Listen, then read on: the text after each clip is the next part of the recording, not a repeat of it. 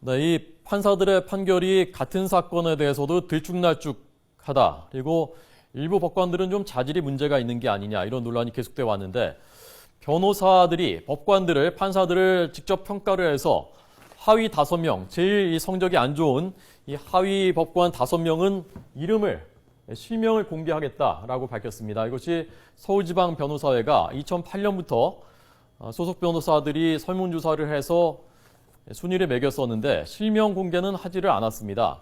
실명 공개하지 않아 올해부터는 이 하위 5명은 실명을 공개하겠다라는 것입니다. 자, 이 문제 직접 한번 서울변호사회를 연결해서 물어보도록 하겠습니다. 서울변호사회의 변환봉 이사가 연결되어 있습니다. 안녕하십니까? 안녕하세요. 네. 자, 이 5명 명단은 진짜 공개를 하시겠다는 겁니까? 예, 그런 방향을 잡고 있습니다. 예, 어떤 취지로 하시는 겁니까?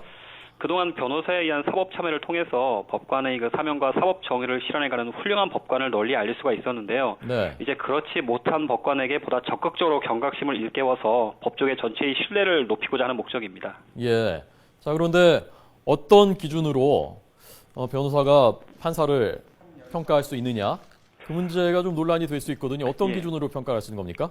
공정성뿐만 아니라 직무 능력이나 신속성, 성실성, 친절성 등 재반 요소를 고려했는데 실제 소송을 수행한 변호사님으로 하여금 구체적 사례를 적시하도록 해서 저희가 그 평가의 객관성과 공정성을 높이고 있습니다. 네. 그러니까 평가를 할 때 이러이러해서 내가 낮은 점수를 줬다. 네. 그런 거를 다 적시한다는 말씀이신가요? 예, 그렇죠. 서울지방변호사회가 회원이 몇 분 정도 되나요? 현재 그 10,000분 좀 넘으십니다. 10,000명이요? 예. 그러면 이 평가에 참여하는 분이 몇 분쯤 됩니까? 현재 3,000건의 그 평가서가 접수가 됐고 1,000명 정도가 참석을 하셨습니다.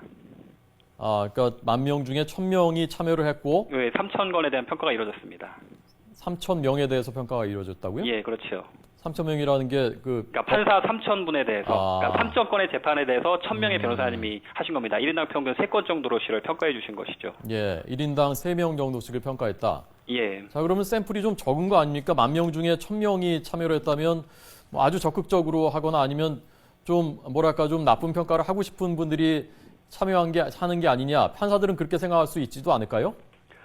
일단 3,000명이라는 표본 자체가 상당히 큰 숫자로 볼 수 있을 것 같고요. 아니, 1,000명이라면서요? 예. 1,000명이라는 숫자가 3,000건을 표시했던 것 자체가 상당히 큰 숫자를 볼 수 있을 것 같고, 네. 예년에는 뭐 잘해야 뭐 400건, 500건 정도밖에 되지는 않았는데, 네. 지금 온라인으로 그 평가가 가능하도록 함으로써 지금 1,000분 정도가 포함되셨기 때문에 네. 상당히 많은 숫자라고 보고 있습니다. 예. 자, 그 1,000분이 다 구체적으로 어떤 네. 재판에서 어떤 판사가 이런 예. 것들을 해서 내가 이렇게 평가한다라고 이제 그걸 제출했단 말씀이시죠? 예, 그렇죠.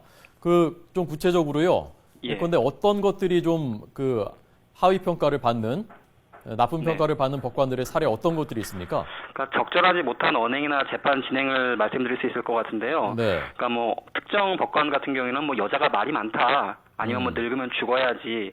예. 그리고 이혼할 수 있는 방법을 알려주겠다. 부인 집에 뭐 다른 여자를 데리고 들어가라. 그렇게 막말을 하신 분도 있었고, 네. 어떤 분은 그 재판 외에서 판사님께서 직접 그 변호사에게 개인적으로 전화를 하셔가지고, 예. 이 사건은 법리적으로 어려우니까 판결문을 쓰기가 어렵다. 빨리 내가 귀찮으니까 청구를 기각하기 전에 소송을 취하를 해라. 예. 라는 말씀을 하신 분도 있고, 그 외에 당신은 무조건 1회 결심이 원칙이신 분이니까 어떤 증거 신청을 하더라도 받아주지 않고 재판을 한 번만 하고 끝내시는 분도 있었고요. 예.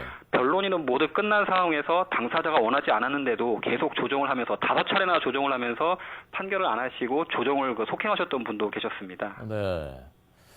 자, 이혼할 수 있는 방법 알려주겠다. 부인 집에 다른 여자를 데리고 들어가면 된다. 뭐 이런 말까지. 예, 그런 막말 판사님이 좀 있으셨죠. 예. 자, 이런 이제 막말은 물론 안 되는 거죠. 근데 예. 엊그제였나요?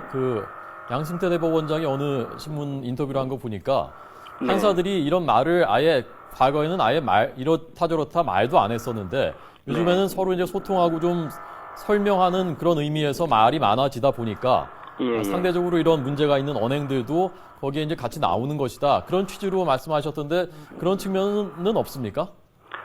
판사님께서는 상당히 중립적 입장에서 판단을 하셔야 되는데, 네. 단순히 당사자와 소통을 위해서 여러 가지 사실관계를 묻는 것하고, 그다음에 좀 인격적으로 당사를 느낄 때 약간 모욕감을 느낄 수 있는 그런 언행을 하시는 건 좀 다르기 때문에, 예. 단순히 소통의 문제와 좀 다른 측면이 아닐까 생각하고 있습니다. 예. 변호사님이 아까 소리가 갑자기 안 좋아졌거든요. 예. 죄송합니다. 휴대전화인가요? 아닙니다. 전화인데 그러네요. 아, 예, 지금 잘 들립니다. 예. 자, 이 반대로 상위 평가를 받은 판사들은 지금까지도 명단을 공개하셨지 않습니까? 예, 그랬죠. 이 상위 평가를 받는 경우는 어떤 경우에 좋은 평가를 받습니까?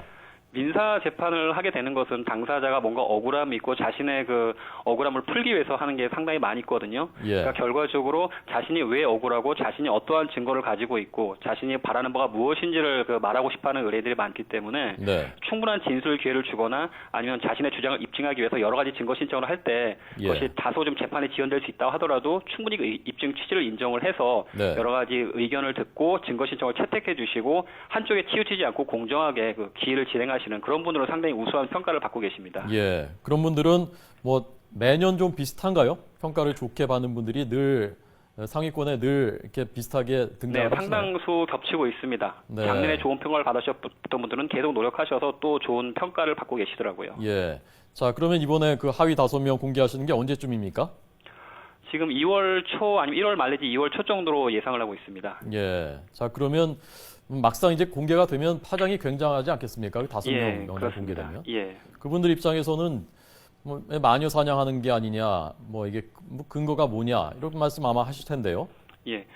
법관 자체가 근데 평가를 거부할 수 있는 뭐 절대 성역적인 직정은 아니라고 생각을 하고요. 네. 외국의 경우에도 그 법관 평가법을 제정해서 판사에 대한 평가를 진행해서 재임용 심사에 의무적으로 반영하는 사례가 있습니다. 뭐 일본이나 대만 같은 경우가 그렇고요. 네. 또한 법관도 공무원인 만큼 법률 서비스를 받는 국민에 대해서 특히 그 당사자를 대해 재판에 관여하는 법률 전문가인 변호사들이 평가를 하는 것에 대해서 네. 다시 이게 부정적으로 볼 게 아니라 전향적으로 검토할 여지가 충분하지 않나 그렇게 네. 생각을 합니다. 다른 나라에도 이런 선례가 있나요? 예, 대만 같은 경우에는 그 법관 평가법 자체가 제정이 돼 있어서 네. 반드시 반영하도록 하고 있고 미국과 일본 같은 경우에도 그 참고 자료로서 반드시 반영하도록 하고 있습니다. 그 평가를 변호사들이 합니까? 거기서도? 네, 그렇습니다. 그리고 실명도 공개를 하는 경우도 있나요? 예, 그렇죠. 예.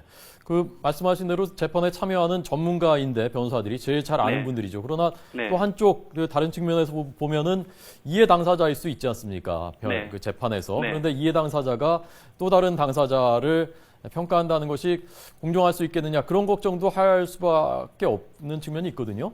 변호사는 당사자가 아니라 당사자의 대리인이거든요. 네. 실제로 그 평가를 보면은 오히려 자신이 패소한 사건임에도 불구하고 진행하신 판사님께서 너무나 훌륭한 진행을 해주셨기 때문에 네. 자기가 패소했지만 내 의뢰인이 충분히 만족을 하고 있다. 그래서 네. 그 법관에 대해서 나는 우수한 평가를 하겠다 하시는 분들도 있고 어떤 분들은 자신이 승소하셨음에도 불구하고 재판 진행이 바람직하지 않다 해서 그 의견을 표시하시는 분도 있거든요. 네. 변호사는 당사자가 아니라 당사자의 대리인이기 때문에 객관적인 평가를 하고 있다고 생각합니다. 네. 그러나 승소, 패소 결과에 따라서 뭐 직접적으로 그 이해관계가 있지 않습니까? 사실은 변호사. 예. 네. 알겠습니다. 마지막으로요. 그 최근에 한 변호사가 네. 이분이 그 SNS에 판사에 대해서 재판 담당한 네. 판사에 대해서 격한 말로 비난한 것 있지 않습니까? 뭐 네, 머리에 피도 언급하기가 그렇죠. 좀 그런데요. 예. 자, 이런 문제는 이것도 평가를 받아야 되는 거 아닙니까? 이런 것도? 물론 이제 당사 법원과 그 해당 변호사님 사이에서 지금 지실 공방이 벌어지는 것으로 알고 있는데, 네. 그러니까 자신의 사적인 공간에서 자신의 감정을 솔직하게 표현할 수도 있겠지만, 이제 그분의 그 사회적 영향력과 지위를 고려한다라면 그 파장을 가늠해서 좀 신중하게 할 필요가 있지 않았을까 생각은 하고요. 네. 그리고 또 같이 분노하고 감정적으로 대응하기보다 그분께서 좀 더 냉정하게 대하면서 그 잘못된 절차를 지적했다면 조금 네. 더 폭넓은 공감대를 얻을 수 있지 않았을까 하는 아쉬움은 있습니다. 예. 이 참여하신 1000분 중에는 판사 출신 변호사들도 있으시겠죠? 네, 물론 맞습니다. 오히려 그런 분들이 더 많습니다. 예, 알겠습니다. 자, 제가 오늘 변호사회 입장만 들었기 때문에 판사 쪽 입장을 제가 대변해서 질문을 드렸습니다. 예. 서울 변호사회 변환봉 이사였습니다. 고맙습니다. 예, 감사합니다.